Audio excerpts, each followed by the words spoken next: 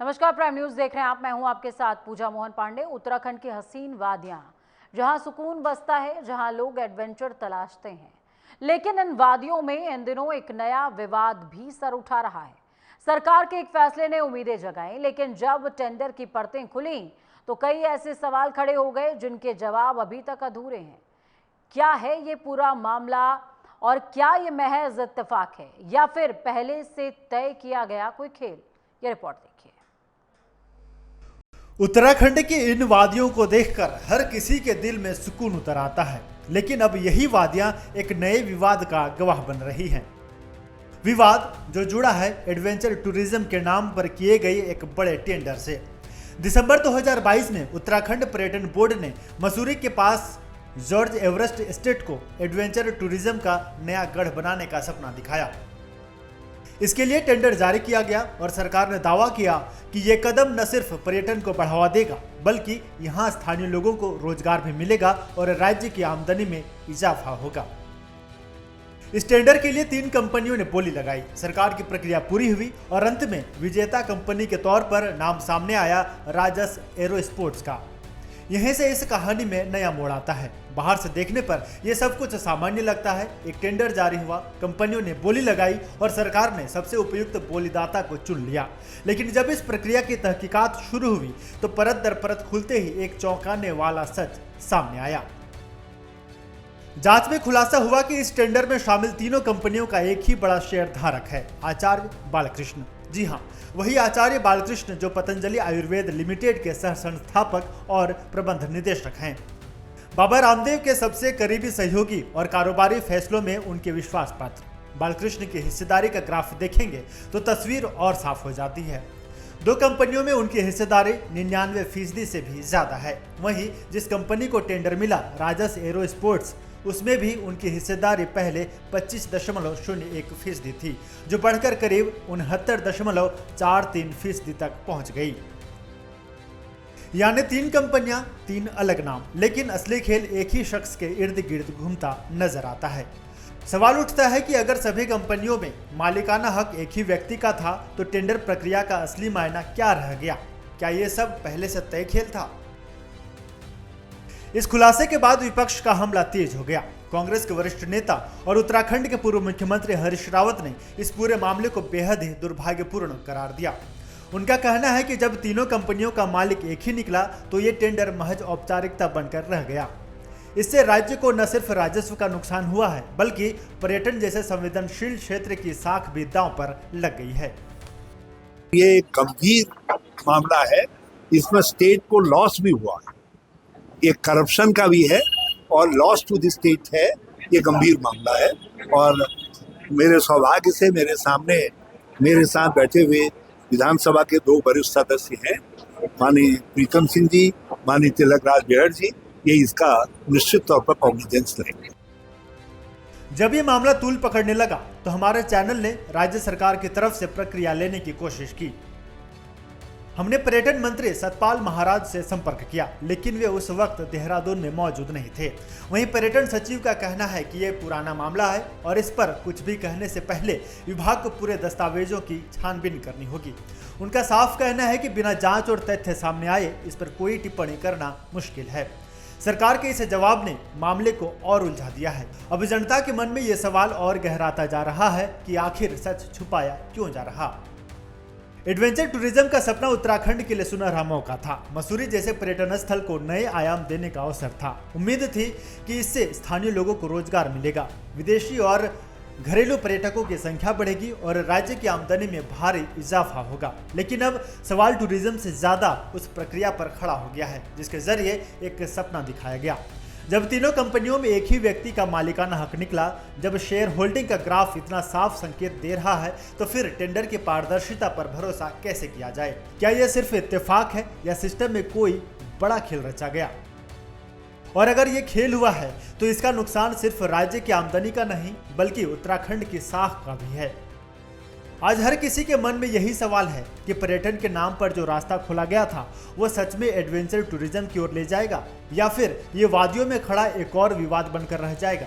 Adventure tourist को बढ़ावा देने के लिए 2022 में मसूरी के जॉर्ज एवरेस्ट के लिए हुई टेंडर प्रक्रिया एक बार सुर्खियों में आ गई है, क्योंकि इसमें बड़े गड़बड़झाले की संभावनाएं दिखाई दे रही है। 2022 में हुई ये प्रक्रियाओं में 3 कंपनियों ने हिस्सा लिया, जिसमें कि एक कंपनी को ये टेंडर दिया गया और ये तथ्य सामने निकल करके आ रहे हैं कि उसमें कहीं ना कहीं राजस्व का नुकसान हुआ है। और इसकी पुष्टि कांग्रेस के वरिष्ठ नेता और पूर्व मुख्यमंत्री हरीश रावत ने भी की है।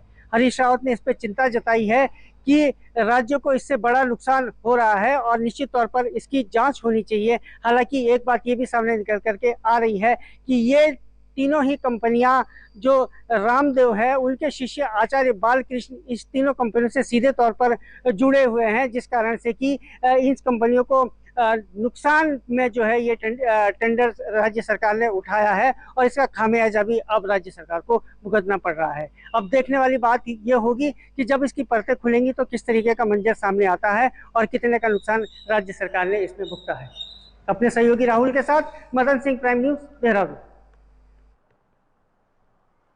तो चलिए सीधे ग्राउंड जीरो का रुख करते हैं। रजनीश दीक्षित हमारे साथ में संवाददाता सहयोगी देहरादून से लाइव जुड़ गए हैं। रजनीश, क्या कुछ अपडेट है पूरे मामले में?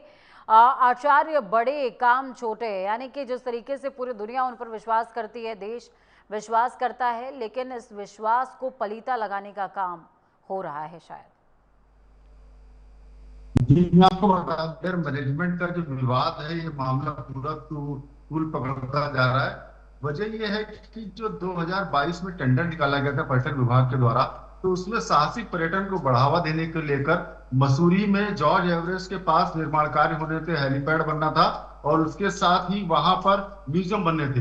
तो ये जो पर्यटन को बढ़ावा देने को लेकर जो टेंडर निकाला गया था, इसमें खास बात ये थी कि राज्य सरकार ने सारे विकास कर दिए थे। अब वहां पर जो टेंडर आवंटित किया गया था वो स्थिति थी कि देख रेख करना है, तो सारी चीजें बिल्कुल तैयार थी। अब आप देखिए जो टेंडर प्रक्रिया अपनाई गई, यहाँ पर देखने वाली बात है, 3 कंपनियां थी जिन्होंने इस टेंडर में अपनी अपनी बोली लगाई और बोली भी पहले से प्री स्क्रिप्टेड थी कि आखिर L1 कौन कंपनी आएगी।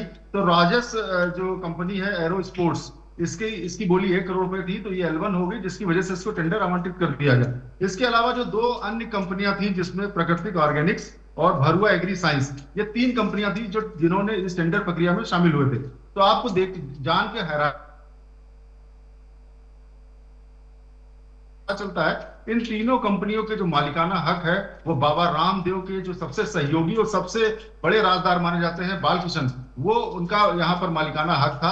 और आप देखिए किस तरीके से ये पूरी टेंडर प्रक्रिया को अपनाया गया। जब 3 कंपनियां टेंडर में शामिल हुई, उसमें तीनों के मालिक बालकृष्ण थे और उसके बाद जिस कंपनी को टेंडर आवंटित कर दिया गया, राजस एरो स्पोर्ट्स को, उसमें पहले उनकी हिस्सेदारी 20% थी बालकृष्ण की, और टेंडर आवंटन होने के बाद वही हिस्सेदारी लगभग 70% कर दी गई। इसके अलावा जो अन्य 2 कंपनियां, उसमें किसी में 99, किसी में 98% उनकी हिस्सेदारी है। तो सीधे सीधे तीनों कंपनियां बालकृष्ण की थी और टेंडर पहले से मैनेज था, जिसके तहत ये तय हो गया था कि ये 3 कंपनियां अपनी ही डालेंगे, पूल करेंगे और ये टेंडर मैनेजमेंट यहाँ पर देखने को मिला है। जी रजनीश, इस पूरे मामले के अंदर क्या अभी तक रामदेव एंड ग्रुप्स की तरफ से किसी तरह का कोई बयान सामने आया है? क्योंकि देखिए, जब हम पतंजलि की बात करते हैं, रामदेव के ग्रुप की बात करते हैं, तो उनकी तरफ से 2 विषय समझ में आते हैं कि 2 ही लीडिंग फेस हैं जो कि इस पूरे घटनाक्रम में कहीं ना कहीं लीड करने का काम करते हैं। अगर वही करप्ट निकल गए तो वो और किसी पर तो दोष मढ़ नहीं सकते, तो जवाबदेही तो उनकी तय होगी। क्या किसी तरह का कोई बयान अभी तक सामने आ पाया है? देखिए, यहाँ पर समझना होगा, ये जो विवाद है पूरा टेंडर मैनेजमेंट का है। इस मैनेजमेंट को लेकर बालकृष्ण की जो अधिपत्य की कंपनियां थी, वो 3 कंपनियों के तहत ये पूल कराया गया टेंडर, क्योंकि स्क्रिप्ट पहले से लिखी जा चुकी थी कि 3 कंपनियां ही शामिल हुई। तो जिसको लेकर जो पूर्व मुख्यमंत्री हरीश रावत, जिन्होंने सवाल खड़ा किया है, वो खड़ा किया है पहाड़ के जो डेवलपमेंट, जो पर्यटन, जो आत्मा है उत्तराखंड की, उसकी आत्मा के साथ खेल हुआ है यहाँ पर। और जाहिर सी बात है, जैसा कि उन्होंने बताया कि राजस्व को भी नुकसान पहुंचाया गया है। निश्चित रूप से अगर खुली बोली होती, कई कंपनियां इसमें आती, तो ये जो 1 करोड़ रुपए में जो ठेका दिया गया, ये ठेका और बढ़ाया जा सकता था, इससे उत्तराखंड के राजस्व में भी इजाफा हो सकता था। लेकिन चूंकि पहले से सब कुछ तय था कि 3 कंपनियां बालकृष्ण की रहेंगी और ये टेंडर भी बालकृष्ण को ही जाना है, तो जिसकी बालकी देखने को मिली वो टेंडर दे दिया गया। तो कुल मिलाकर ये जो सवाल है कि जो पक्ष पूछा जा रहा था, कभी पतंजलि की तरफ से बालकृष्ण का कोई पक्ष मीडिया में नहीं आया है, उन्होंने अभी तक इसमें कोई भी प्रतिक्रिया नहीं दी है। इसके अलावा जो पर्यटन विभाग है उससे जब प्रतिक्रिया लेने का बात की गई तो जो पर्यटन सचिव हैं धीरज गब्रियाल, उन्होंने कहा कि ये पुराना मामला है, वो एक बार दिखवा लेते हैं कि कहां पर क्या चूक हुई है। लेकिन उनका कहना है कि मालिकाना हक जो तीनों में अगर सेम था तो इसमें इतना बड़ा कोई ब्लेंडर नहीं है। हमारी उत्तराखंड सरकार को राजस्व मिलना था, वो राजस्व मिल गया। 3 कंपनी आई थी, उसमें जो L1 थी उसको टेंडर दे दिया गया।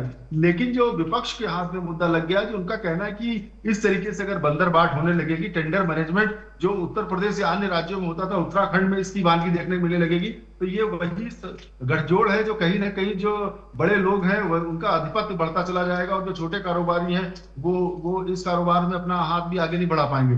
तो इसका जो सीधे सीधे जो नुकसान हो रहा है उत्तराखंड के राजस्व को हो रहा है। जानकारी साझा करने के लिए तो रजनीश दीक्षित हमारे साथ में जुड़े, जिन्होंने तमाम जानकारी साझा की है। वक्त यहाँ पर एक छोटे से ब्रेक का। ब्रेक के उस पार खबरों का सफर लगातार जारी।